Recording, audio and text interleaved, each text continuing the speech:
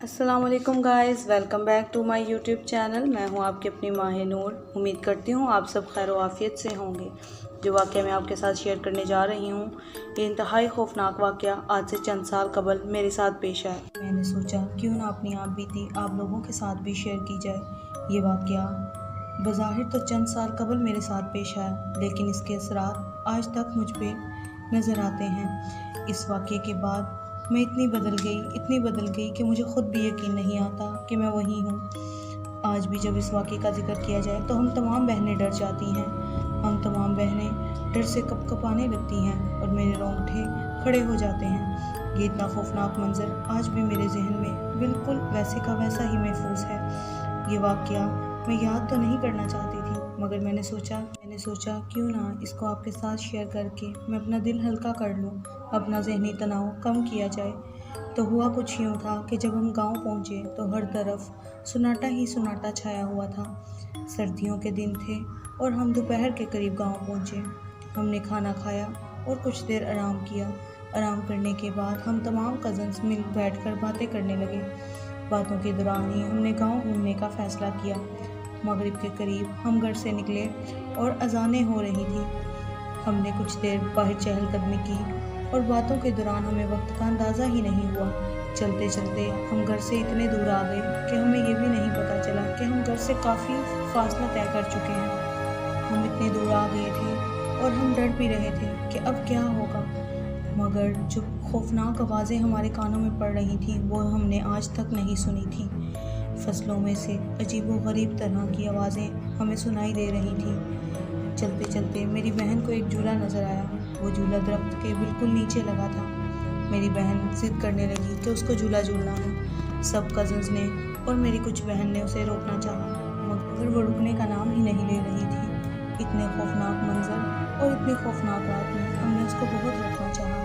ہر طرف سناٹے چھائے ہوئے تھے، سردیوں کی راتیں، اور اتنا وقت ہو گیا تھا کہ ہم کو پتہ بھی نہیں چلا کہ کیا وقت ہو رہا ہے۔ ہر طرف ٹوٹے پھوٹے مکان، فصلوں میں سے خوفناک آوازوں کا آنا۔ دور کہیں کتے بھونک رہے تھے، مگر ان کی آوازیں اتنی خوفناک تھیں کہ ہمیں سمجھ نہیں آ رہا تھا کہ کیا یہ کتے ہی بھونک رہے ہیں۔ اس خوفناک منظر میں ہم نے اس کو پھر روکنا چاہا، مگر وہ نہیں رکی۔ اس کی ضد کے آگے ہار مانتے ہوئے ہم نے ڈرتے ڈرتے کچھ قدم جھولے کی جانب بڑھائے۔ بظاہر تو جھولا ساکن تھا، مگر جیسے ہی ہم نے جھولے کی طرف قدم بڑھائے اس نے حرکت شروع کر دی۔ جیسے جیسے ہم جھولے کی طرف جاتے رہے، جھولے کی رفتار تیز سے تیز تر ہوتی گئی۔ یہ منظر اتنا خوفناک تھا کہ ہمیں ہمارے قدموں کے نیچے سے زمین سرکتی ہوئی محسوس ہوئی۔ ہم سب بہنیں یہ منظر دیکھنے کے بعد زاروں قطار رونے لگیں اور چیخو پکار کرنے لگیں۔ جیسے ہی ہم نے واپسی کے لیے قدم بڑھائے تو مجھے اچانک سے کچھ نظر آیا۔ میں نے جیسے ہی پیچھے مڑ کر دیکھنا چاہا تو جو منظر میں نے دیکھا اس کو دیکھتے ہی میں بے ہوش ہونے والی ہو گئی۔ یہ خوفناک منظر آج بھی میری آنکھوں کے آگے سے اوجھل نہیں ہوتا۔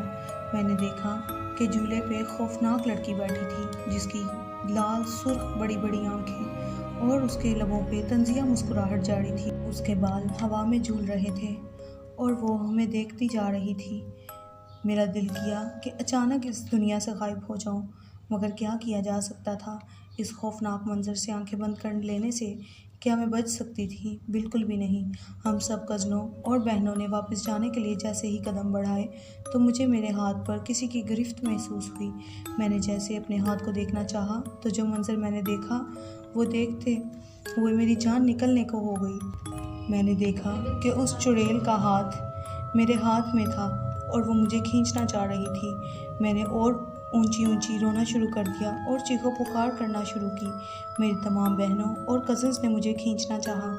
انہوں نے اتنا مجھے کھینچا کہ ہم نے بہت زور لگایا اور اپنے گھر کی طرف گامزن ہو گئی۔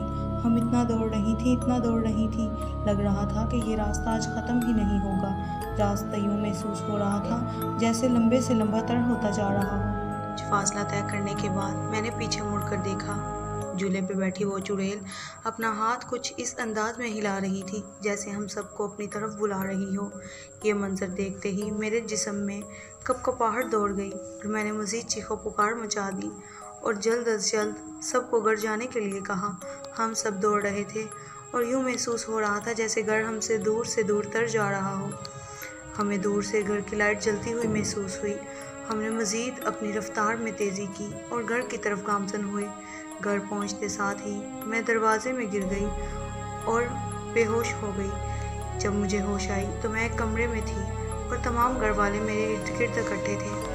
میں بخار میں تپ رہی تھی اور میری والدہ میرے پاس بیٹھی رو رہی تھی۔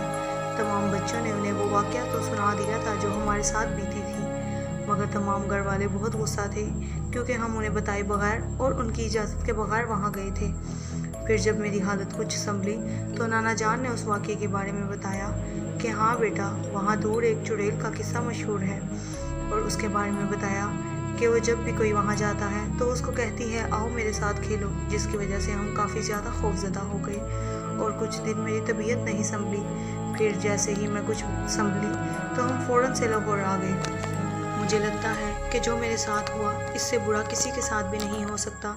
جو میرے ساتھ ہوا یہ ایک انتہا تھی۔ مجھے نہیں لگتا مجھ سے زیادہ خوفناک واقعہ آج تک کسی کے ساتھ پیش آیا ہوگا۔ اگر آپ کے ساتھ کوئی ایسا واقعہ پیش آیا ہے تو پلیز کمنٹ میں ہمارے ساتھ شیئر کریں تاکہ ہم باقی لوگوں کے ساتھ بھی شیئر کر سکیں اور مجھے پتہ چلے کہ مزید اس سے برا بھی ہو سکتا ہے۔ ہوپ سو کہ آپ کو آج کا واقعہ پسند آیا ہوگا۔ اگر آپ نے میرے چینل کو ابھی تک سبسکرائب نہیں کیا تو please subscribe and like my channel. پھر ملیں گے نیکسٹ ویڈیو میں، تب تک کے لیے مجھے دیں اجازت۔ اللہ حافظ۔